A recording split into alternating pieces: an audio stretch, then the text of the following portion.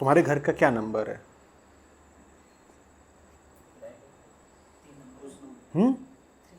3। 5 number घर में कुछ हो रहा है कि नहीं हो रहा है? हो रहा है तो परेशान रहते हो, तो तुम्हें क्या लेना देना, कुछ हो रहा होगा। तुम्हें होने से परेशानी है या लेने देने से परेशानी है? अगर तुम्हें कुछ होने से परेशानी होती तो 5 नंबर में क्या हो रहा है बताओ। तो तुम क्यों लेना देना रखते हो? तुम्हें क्या पड़ा है कि 5 नंबर घर में घुस के झांको? जो हो रहा होगा हो रहा होगा, तुम्हारा क्या। और जो अपने साथ होता है, जैसे कि आज मैं, तुम्हारे साथ कुछ नहीं हो रहा, ये 5 नंबर घर है।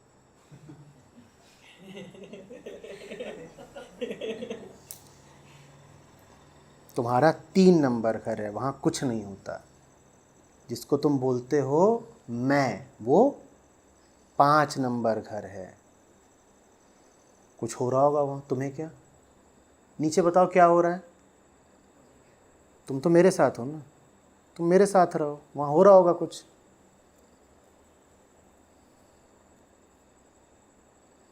इधर उधर की बात वही करते हैं जो मेरे साथ नहीं होते। इधर का नंबर 3 है, उधर का नंबर, इधर है त्रिमूर्ति, उधर है पंचकोश। बताओ किधर जाना है।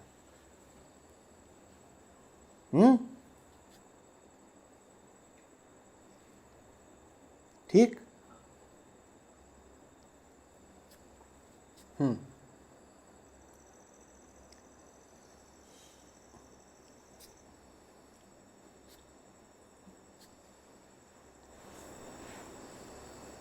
आचार्य जी, पर अगर ऐसा लेते हैं अपन कि वो 5 नंबर मेरा घर नहीं है, मतलब जो भी हो रहा है मेरा नहीं है, तो इससे सही गलत से भी डर नहीं लगता? फिर गलत भी कोई भी करने का ऐसा फ्रीडम हो जाता है, कुछ भी, मतलब इट्स आउट ऑफ, मतलब मेरे कंट्रोल के बाहर हो जाता है, तो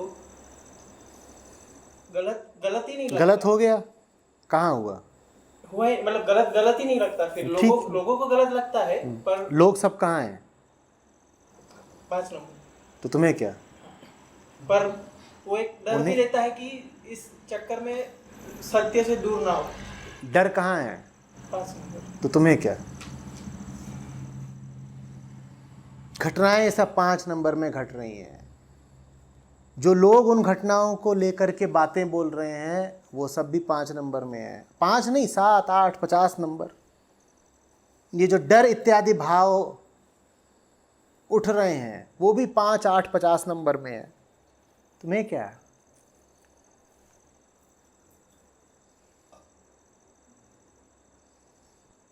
कोई कह रहा है गलत है, कोई कह रहा है सही है, कहने दो। मल्टीप्लेक्स गए हो, वहाँ कितनी स्क्रीन होती हैं? हाँ, कितनी होती हैं? 5, 10, 15। कितनी पिक्चरें एक साथ चल रही हैं? यहाँ तुम्हारी चल रही है, वहाँ कुछ और चल रहा है, वहाँ कुछ और चल रहा है, वहाँ कुछ और चल रहा है। तुम्हें क्या। तुम्हारी पिक्चर में सामने नाच गाना चल रहा है,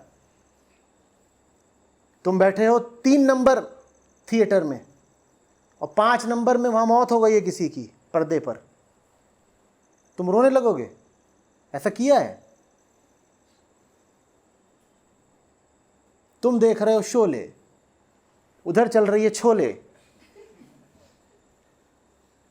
तुम शोले देख रहे हो कि छोले देख रहे हो?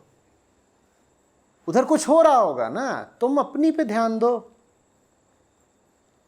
और सब एक साथ पिक्चरें चल रही होती हैं, यहाँ ये चल रही है, वहाँ वो चल रही है, उसके बगल में वो चल रही है, उसके बगल में वो चल रही है। चलने दो ना भाई, अनंत पिक्चरें हैं, सब चल रही हैं। तुम्हें क्या। किसी पिक्चर में कोई डर भी रहा है, किसी पिक्चर में कोई मर भी रहा है, कहीं जन्म हो रहा है, कहीं सुख है, कहीं दुख है, कहीं कुछ है, कहीं कुछ है।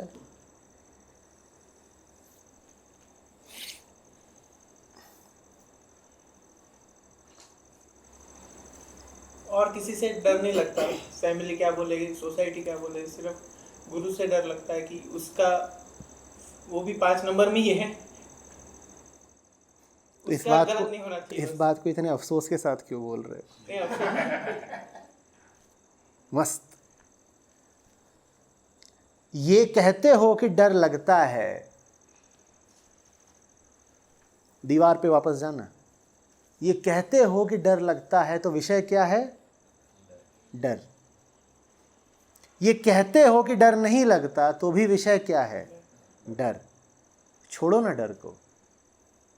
न लगता है न नहीं लगता है, करना क्या है? मन में बना रहता है। तो फिर तो बहुत कुछ लेना देना है। डर से क्या पा रही हैं? मन में विषय वही बना रहता है जिससे कुछ पाने की आकांक्षा हो।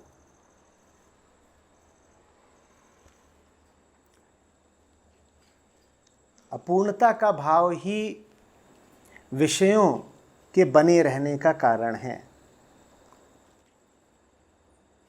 और जो विषय बना हुआ है वो छिनता हुआ भी नजर आएगा तो डर उठेगा।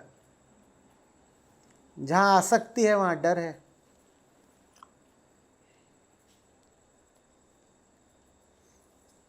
जिसने पकड़ रखा है वही शंकित रहेगा कि कहीं छूट न जाए।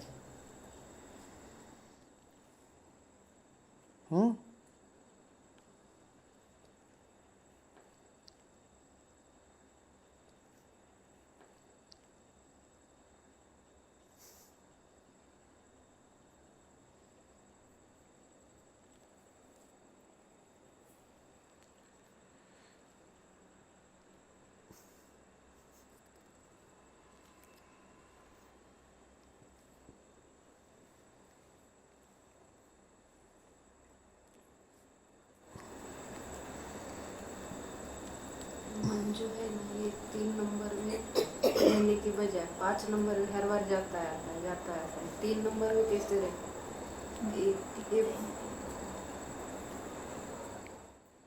झांका झांकी की आदत हो गई है। और हर बार चला जाता है, फिर वो बोलता है मैं 3 नंबर में इधर ही रुकूं, फिर बाद में जाता है। फिर ऐसा होता है कि वही टिकना है, लेकिन क्या करे, वो फिर भी जाता है। नकलची होता है। जैसा अपने इर्द गिर्द होते देखता है वैसा ही करने लगता है। साधु संगत में रहता है, सत्य संगत में रहता है, गुरु संगत में रहता है तो स्थिर हो जाता है, क्योंकि सत्य स्थिर है। सत्य स्थिर है, मन सत्य के साथ होता है तो मन भी स्थिर हो जाता है। और अगर बंदरों की संगत में है तो मन भी किसकी संगत कर रहे हैं? मन को जिसकी संगत देंगे मन तदनुसार आचरण करने लगेगा। तभी तो सत्संग का महत्व होता है ना।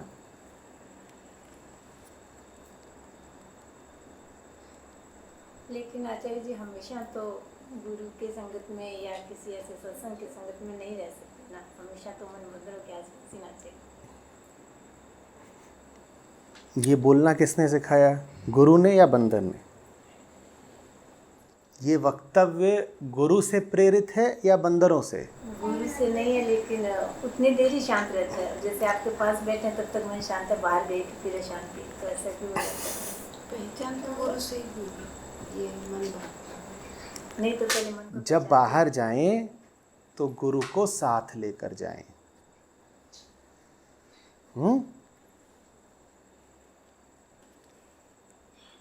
शारीरिक रूप से तो कोई गुरु सदा किसी के साथ नहीं रह सकता, क्योंकि शरीर शरीर सब बराबर होते हैं। आपका शरीर भी समय का, स्थान का गुलाम है। और जिसको आप गुरु कहते हो उसका शरीर भी समय और स्थान का गुलाम है। आपका शरीर भी बीमार होगा,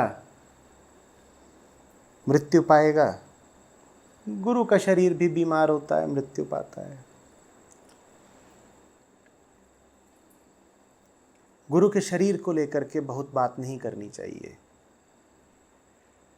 ये बात भी नहीं करनी चाहिए कि मुझे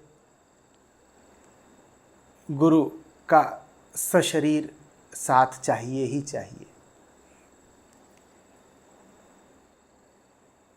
गुरु की सशरीर उपस्थिति आवश्यक है आपके लिए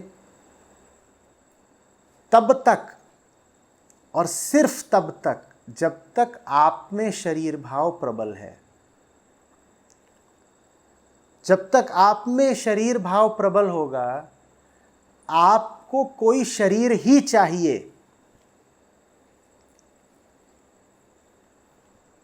बिना शरीर के आपका काम नहीं चलेगा। कामी आदमी को देखा है ना, वो स्वयं को देह मानता है तो भागता है किसी देह के पास। इसी तरीके से जो शिष्य स्वयं को देह मानता हो, उसे ऐसा गुरु चाहिए जो देह में अवस्थित हो। लेकिन जैसे जैसे शिष्य की उन्नति होती जाती है, वैसे वैसे गुरु से उसका संपर्क गहरा होता जाता है।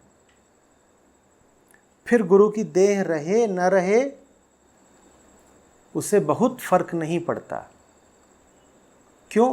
क्योंकि शिष्य स्वयं ही अपनी देह से अब कम तादाद में रखता है।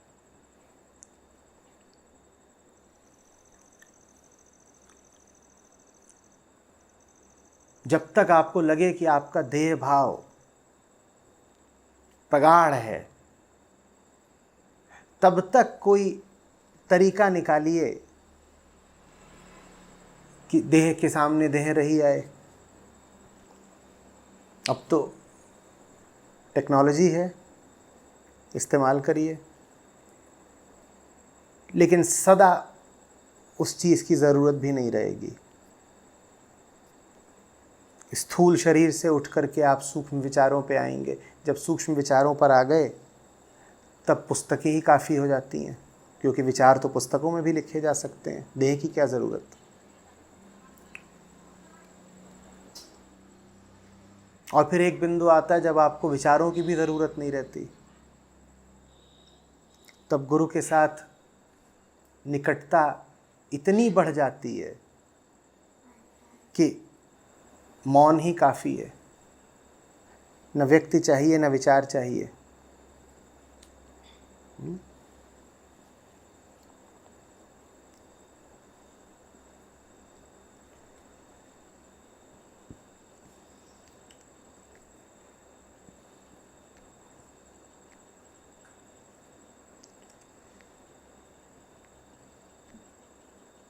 जिसको लगातार साथ रहने की इच्छा उठेगी, उसे ही सबसे ज़्यादा इस मजबूरी का एहसास होगा कि लगातार साथ नहीं रहा जा सकता। इस बात को समझना। जिसे लगातार साथ रहने की इच्छा उठेगी, उसे ही ये राज खुलेगा कि लगातार साथ नहीं रहा जा सकता। शरीर के तल पर, शरीर के तल पर तो दूरियां रहेंगी ही रहेंगी। जब इस मजबूरी का एहसास होगा कि शरीर के तल पर दूरियां रहना अनिवार्य है, तब आप कहेंगे कि दूरियां मिटाने का एक ही तरीका है, शरीर का तल ही छोड़ दो। क्योंकि शरीर के तल पर हैं और ये भी कह रहे हैं कि गुरु का साथ अहर्निश चाहिए, लगातार चाहिए। ये दोनों बातें एक साथ हो नहीं पा रही हैं। और साथ लगातार बना रहे, ये बड़ी चाहत उठती है मन में। तो फिर आप कहोगे साथ लगातार बनाए रहने के लिए हम तल ही छोड़ देते हैं। अब हम वहां जाते हैं वियोग संभव नहीं है, जहाँ जुदाई संभव नहीं है।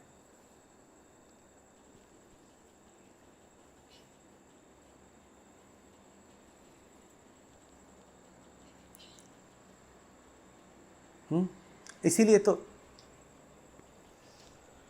आप प्रेमियों की कहानियाँ सुनिए, ये भक्तों की कहानियाँ सुनिए। जब वो देखते हैं कि हमें दुनिया इसीलिए विलग कर पा रही है, जुदा कर पा रही है, क्योंकि हम शरीर हैं। अगर मैं शरीर हूं तो मुझे यहाँ कैद किया जा सकता है, शरीर को तो कैद किया जा सकता है, और अगर वो शरीर है तो उसको वहाँ कैद किया जा सकता है। अगर हम शरीर हैं तो दुनिया हमें अलग कर सकती है, ज़माना हमें जुदा कर सकता है। तो कहते हैं एक काम करते हैं,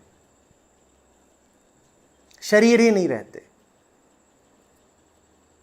तू भी मिट और मैं भी मिटता हूं, और फिर दोनों एक साथ फना हो जाते हैं। कहते हैं अब जुदा करके दिखाओ।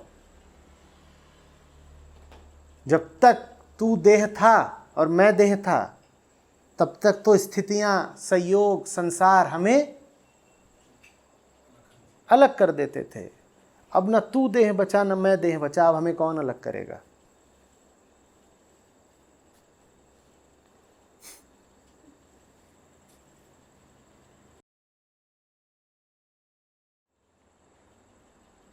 पर देह भाव आप तभी छोड़ पाओगे जब प्रेम प्रगाढ़ हो, नहीं तो देह नहीं छूटती। कोई इतना प्यारा मिल जाना चाहिए कि उसके आगे देह छोटी चीज लगे। देह से प्यार है ना, कोई ऐसा मिल जाए जो देह से ज्यादा प्यारा लगे, फिर आप कहते हो छोड़ो, ये देह का चक्कर ही छोड़ो। और देह का चक्कर छोड़ने माने ये नहीं होता कि आत्महत्या कर ली, मैं ऊपर उठने की बात कर रहा हूं।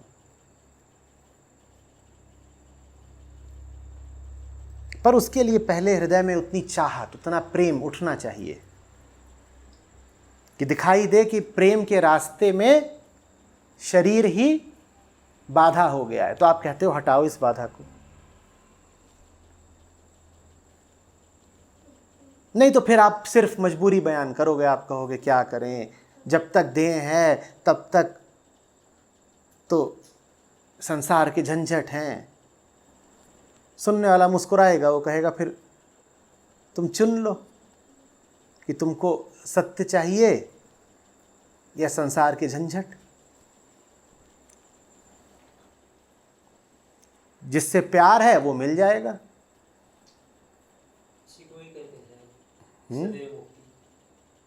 सदेह मुक्ति, सदेह मुक्ति, विदेह मुक्ति, मुक्ति मुक्ति होती है, मुक्ति के प्रकार नहीं होते।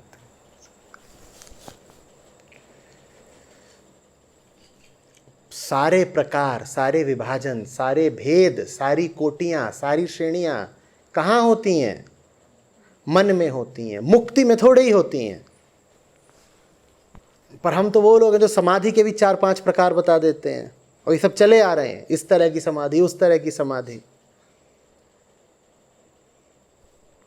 ये सब मन की करतूतें हैं। उसको समाधि में भी विविधता चाहिए। उसको समाधि में भी क्या ना, ये 1 नंबर की, ये 2 नंबर की, 3 नंबर की।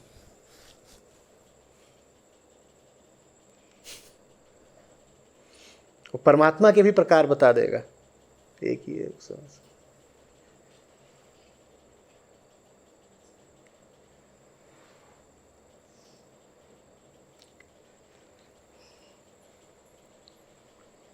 अध्यात्म में बहुत सारे खिलौने हैं, उनसे खेलने मत बैठ जाइएगा।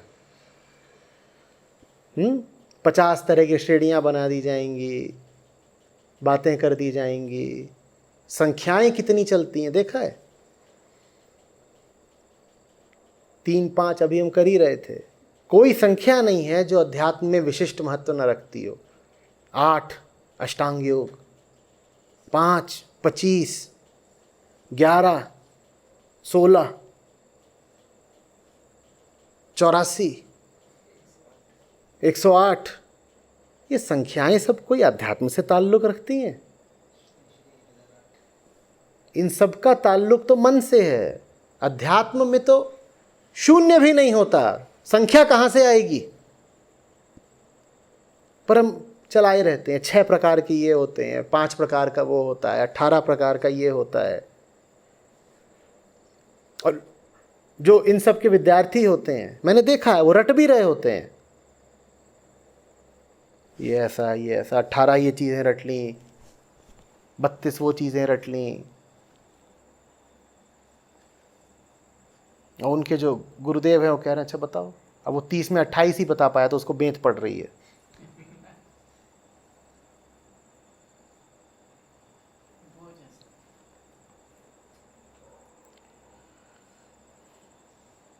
मुल्ले शाह, एक अलफ पढ़ो छुटकारा, एक अलिफ में छुटकारा हो जाता है। तुम क्या 2 4 6 8 10 12 17। कबीर साहब गाते हैं कितने मरेंगे?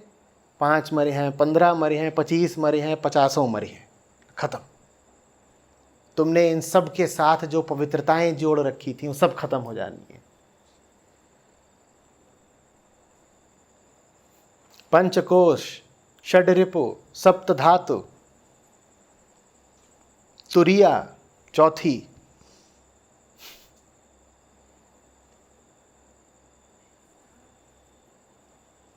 तीन अवस्थाएं,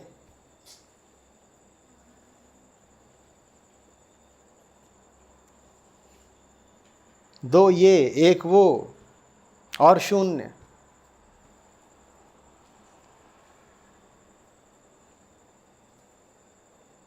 एक शब्द प्यारा है, अद्वैत। वो शब्द कहता है संख्याएं शुरू ही मत कर देना। सत्य अद्वैत है, संख्याएं शुरू ही मत कर देना, 2 तक मत पहुंच जाना। संख्या माने 2 होता है, एक कुछ होता नहीं। एक तभी होगा जब उसके पीछे कोई ना कोई दूसरा मौजूद हो। तो संख्या शुरू ही होती है 2 से, 0 से नहीं शुरू होती, 1 से भी नहीं शुरू होती। संख्या शुरू होती है 2 से। जानने वालों ने कह दिया अद्वैत, बस बात खत्म। संख्या शुरू ही मत कर देना। संख्या शुरू हुई नहीं कि तुमने नापना शुरू किया। संख्याओं से क्या करते हो? नापते हो, मोल करते हो, तौलते हो, घटाते हो, बढ़ाते हो, ये सब संख्याओं का ही तो काम है।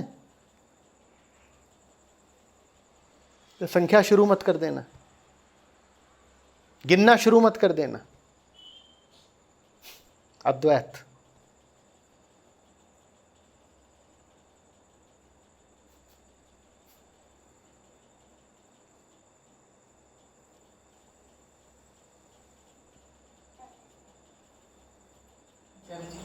ये आपने कहा कि सत्य सब जगह है और उसे पाया नहीं जा सकता, लेकिन मन उसकी तरफ आकर्षित होता रहता है। ये जो एक फोर्स है, जो पुल है, ये क्यों होता है? मतलब किस वजह से होता है?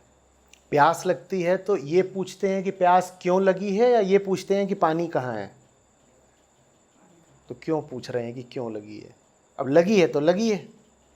आग लगती है तो ये पूछते हो कि कैसे लगी, या ये पूछते हो कि पानी कहाँ है? आग लगी हुई है और सवाल क्या पूछ रहे हो? लगी कैसे होगी? अरे सब जल जाएगा उतनी देर में, तुम तो पूछो पानी कहाँ है। माया अनादि है, उसका आदि, उसकी शुरुआत नहीं जानी जा सकती, लेकिन उसका अंत किया जा सकता है। माया सत्य की तरह ही अनादि है, पर सत्य अनंत भी है, माया अनंत नहीं है। माया का अंत संभव है, अनादि लेकिन शांत। तो जब माया सामने देखो तो ये मत पूछो कि कहां से आई, वहीं से आई जहां से सत्य आया। सत्य की बेटी है माया, परमात्मा की बेटी है, वहीं से आती है।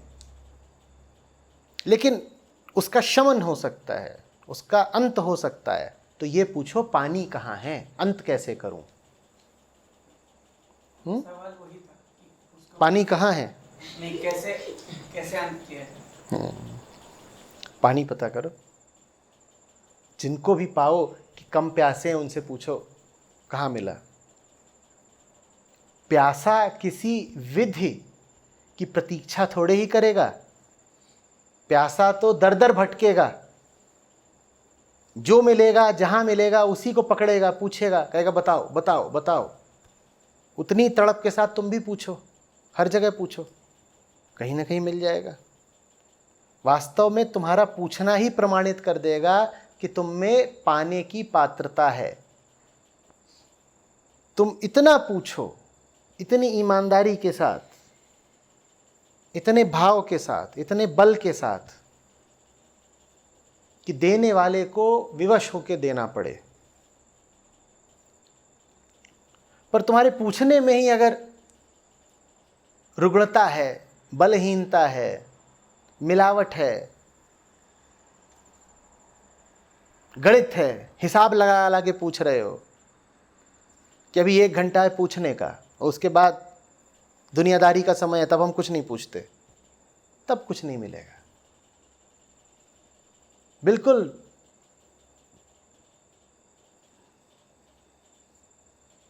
बेजार होकर, व्याकुल होकर पूछना पड़ेगा, निरंतर पूछना पड़ेगा। जिसको प्यास लगी हो पानी के अलावा कोई बात करेगा? जिस दिन तुम भी पानी के अतिरिक्त सारी बातें करना बंद कर दोगे, उस दिन मिल जाएगा। जब तक तुम पानी के अलावा और 10 बातें कर रहे हो, तब तक यही प्रमाणित हो रहा है कि तुम्हें पानी नहीं चाहिए। वो घड़ी आने दो जब तुम्हारी जबान से पानी के अलावा कुछ निकले ही ना। अभी तो 50 बातें निकलती हैं। वो 50 बातें थमने दो, प्यास को बढ़ने दो, फिर मिल जाएगा।